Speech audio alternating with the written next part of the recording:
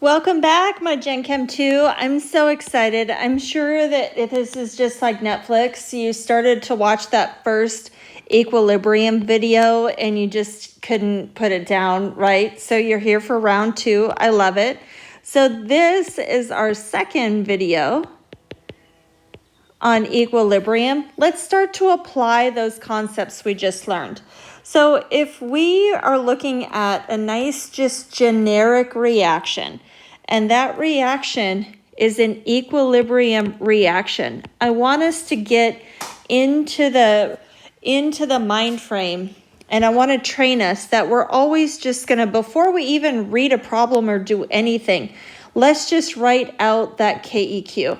Let's just look at a reaction and just immediately think KEQ. How do you define this equilibrium balance? How do you know if it's mostly this way and a little bit this way? How do you know what that equilibrium looks like? Again, it is not up to you, it's up to Mother Nature. And how you give that balance, that appearance in equilibrium, that this concentrations have stopped changing. But yet, how do you describe that? That is our KEQ. That is our equilibrium constant. Ooh, little tongue twister there. Our equilibrium constant. And remember, this is going to be unique to every reaction. They will have a different equilibrium constant. Okay, so how do we write that equilibrium constant then when we see a reaction? It is always products over reactants. Always. So go ahead and just write that in your notes. We will not break that. That will carry you through many science classes. We are looking at products over reactants. We're looking at that ratio. That way we can do a quick and easy look at KEQ. If your KEQ is big, then you have simply more products. Okay? If your KEQ is teeny, you have more reactants. Okay, here's a zinger. What if your KEQ equals 1? Well, holy crap, you're even Steven. Okay, you have totally even products and reactants. So our KEQ is where we're going to head first. And let's practice writing that. Let's get a little bit deeper. Remember, we have to include moles. So I like to color code those. Since we're coming straight out of kinetics, looking at this, keep in mind that this is not order. This is moles. Okay, these are moles. I love it. So for any generic reaction, we should be able to write that equilibrium constant and that generic equilibrium constant. And now we talked in our last video that even though it appears as though our concentrations are stuck, they have stopped changing, that doesn't mean the reaction is done. It is dynamic. Well, I know I've taught you to have trust issues, but you can trust me on this one. So let's go through that for a second. I know what you're thinking. Dr. Morty, you're full of crap.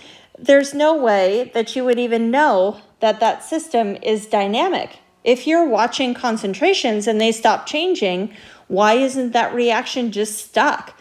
Why isn't it just done? Why are you trying to tell me that A and B are still turning into C and D? It's just that C and D are turning into A and B at the same rate. Okay, these are two different concepts. A reaction just being done, that reaction is done, happening. Equilibria is dynamic. It is going back and forth constantly. So how could I prove it to you? Well, I don't have to. Equilibria has been around for a couple hundred years. Obviously, it's been around for longer than that. It's just been studied for a couple hundred years. So let's put it to the test. Let's take one of our favorite reactions. Let's look at that Haber synthesis of ammonia. It turns out this reaction is in equilibria. So, how do we actually go into the lab and prove the concept of dynamic equilibria versus a reaction just being done? I love it. This is one of my favorite experiments. This is straight out of a textbook. You're going to love it. Any textbook you're looking in, you're probably going to find this example. So what's the first thing we have to do? Put on your yoga pants and light a candle. You need to find your balance. We still have trust issues. All right, let's balance that. Okay. Now I think I've trained you to then go right ahead and write the KEQ. You already know how to do that. So let's just get that written. Don't forget your moles. Moles are people too. Do not forget your moles. There you go. Okay, so we're in the lab and you want to prove me wrong or you want to prove me right. What do? Well, we're going to start this reaction and we're going to put 1 molar of each of those reactants in, and we're going to let that react until our concentrations stop changing. So I'm going to call this my initial. We're going to let that reaction change until it stops. And let's say I'm just watching nitrogen or just watching hydrogen or just watching ammonia. This is still like kinetics. You can just watch one of them. But at some point, we're going to need to measure all three. Okay, so what happens then if I start with those concentrations and then I know I've hit equilibrium because they've stopped changing? So they go through some change and then it turns out our reaction looks stuck when I hit these concentrations.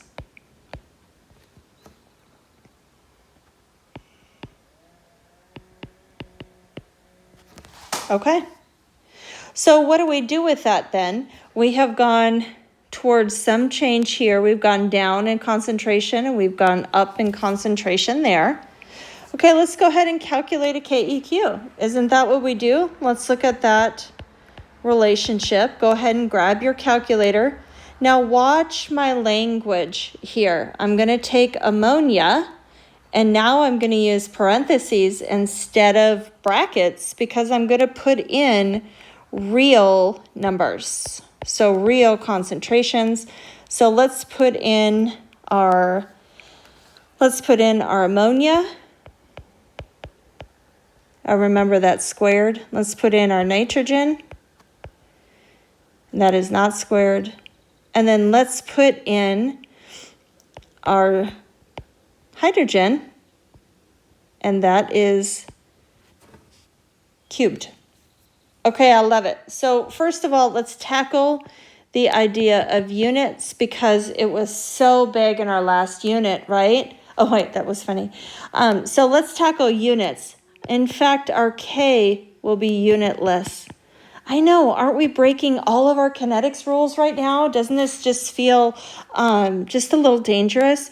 Our exponents are moles, which that was a major no-no in kinetics.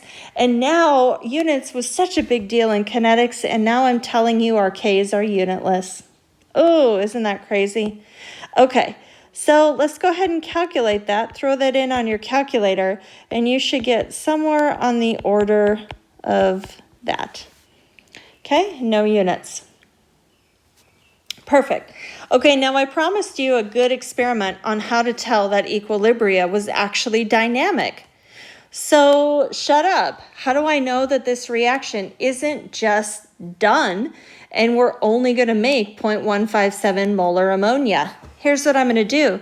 I'm going to set this reaction up again. So let's call this number 1, call it number 2. If equilibria were not dynamic and this reaction just goes to wherever it's going to go and it stops, then if I were to take and put in only ammonia, okay, watch this. If I were to put in only ammonia and not the other two, my reaction would just sit there. Nothing would happen. But this reaction is an equilibria reaction. which means it doesn't matter what I put in reactants and products, it will find its balance. And that is governed by Mother Nature, not by you. So let me say that again. If this reaction was not a dynamic equilibria, and you simply did a reaction that stopped somewhere in the middle, if I put only products in the flask, nothing would change. But in fact, in this, let's do initial, we have a change happening, and we end up at equilibrium again. So let me give you those numbers. What do we end up with for equilibrium? Okay, we end up with 1.197 here and 0.203 molar here. Okay, you know where I'm headed. All right, let's calculate our KEQ again. Let's go ahead and just keep it simple and keep it going forward. So let's go ahead and calculate that KEQ, and let's see what we get. Let's take our ammonia.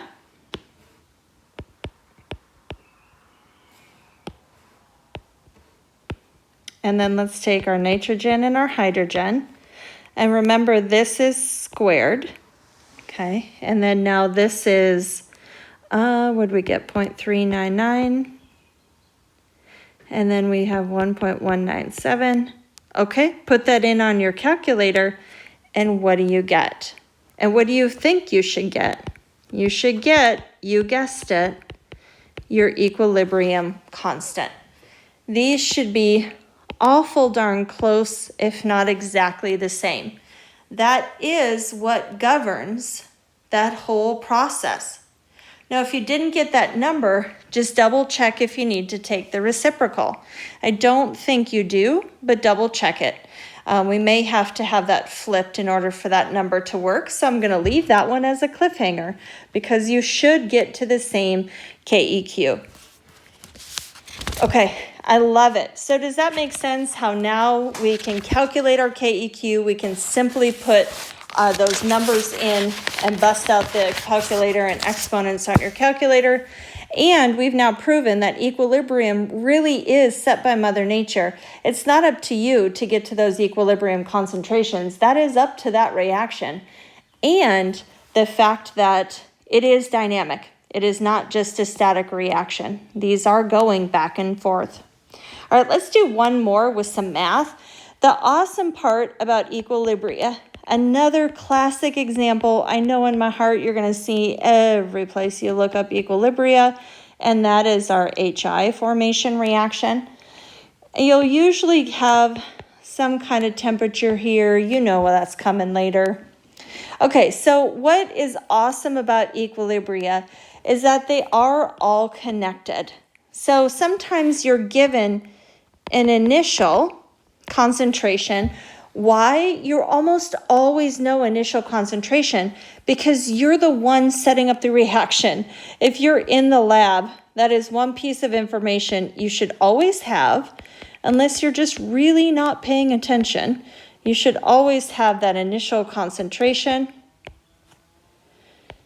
especially of your starting materials, and then we'll have no product because we just started. We know equilibrium undergoes some kind of change, and then we'll hit that equilibrium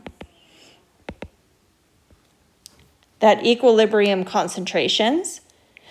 Okay, and then we know when we're in the lab, it is extremely common, we learn this in kinetics, to watch the concentration of one thing. Let's say, I'm going to blow your mind right now, but acids and bases are in equilibrium. What are you checking? That one thing that you're checking when you put in your pH meter or pH probe is your concentration of H+. That is, you're checking the one thing, but what's brilliant is that they're all connected, so you only need to check one. So in this case, iodine has a color, so it is the easiest one to check. So let's put that in there. Okay, so what if we know at equilibrium, this is your concentration of I2, and you know that you started with these concentrations. Can you calculate your KEQ? Of course. So you'll notice what we're setting up here is a nice little grid table. I will refer to these as your ICE table. You'll see those everywhere. That is initial, change, equilibrium. We will set up a million, maybe a million plus one ICE tables in this unit. So what we're looking for is we need to then fill in here and fill in here if we want to calculate our KEQ. So let's get in our habit of just spelling out what we're looking for our KEQ. And then let's put some numbers in there. Okay, we've got squared, and then I think that's it. Okay, lovely. All right, so how in the world then do we figure out these? Well, it all comes down to the change, because this is the beauty of equilibrium. Whatever happens to H2, the same thing is happening to I2. Both of your reactants are disappearing to form whatever equilibrium concentration. So that means this change is the same. Okay, I've got a 1-to-1 there. My change is the same, so I love it. Let's see if we can't figure out that change then.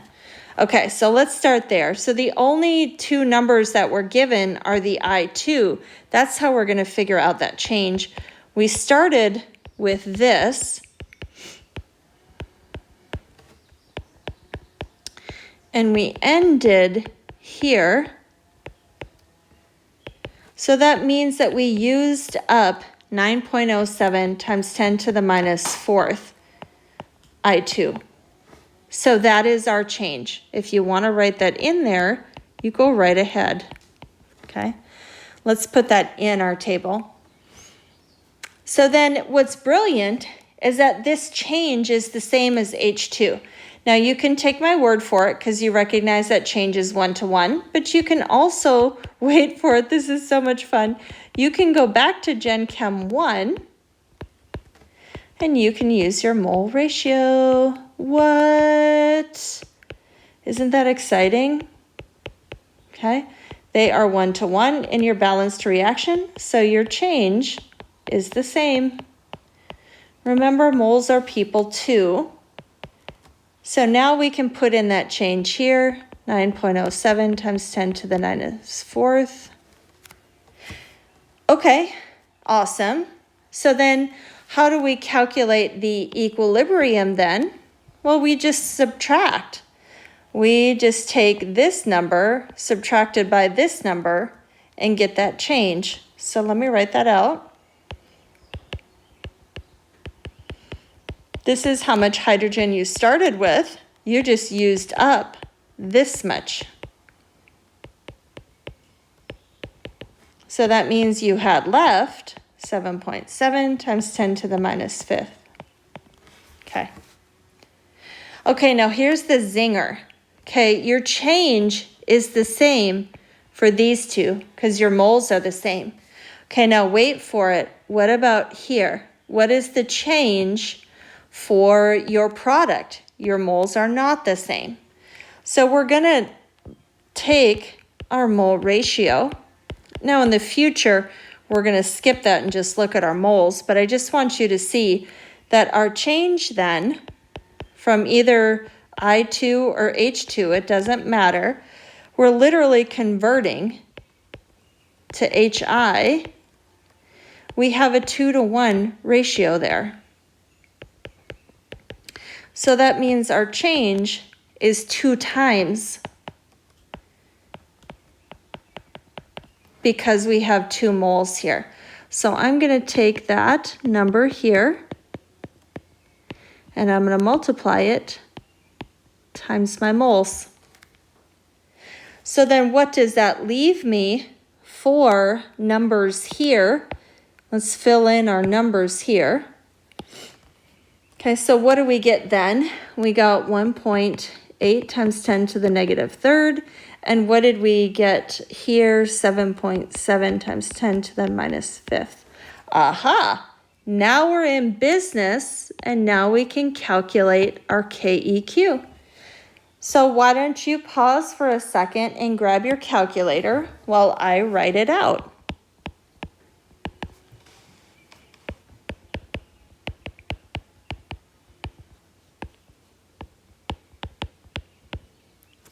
Oops, that's times 10 to the fifth.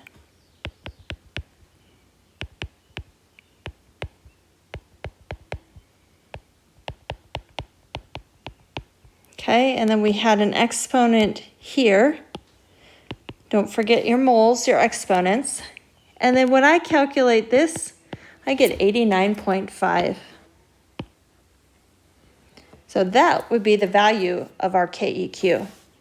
Okay, I love it. I'm so glad we had fun in this video doing some calculations.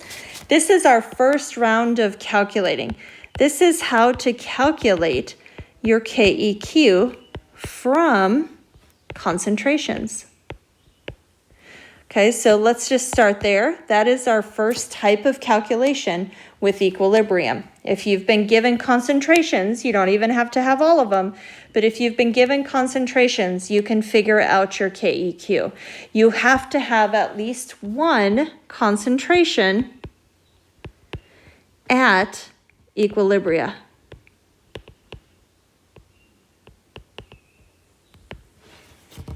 In order to do these calculations.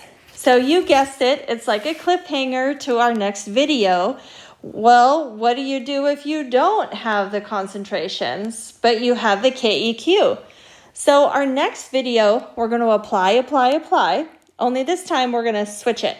And we're going to have the KEQ, but not have the concentrations. I love it.